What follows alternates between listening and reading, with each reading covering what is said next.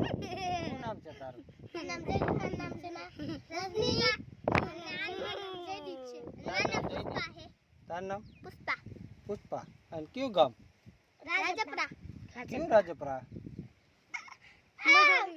ક્યાં? અહીંયા આવે ઈ હે? કાંઈ રમવા આવ્યા હો? હે? કોના ભેગા આવ્યા? પપ્પા ભેગા ક્યાં?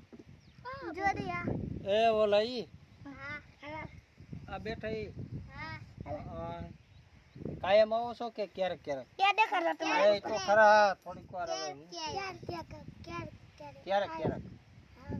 આજ રજા છે हाँ હે? તું કેટલામ ભણે? ત્રીજા મહિના પહેલા ભણે આ બાલ્ય મંદિરમાં તું ત્રીજામાં આવી?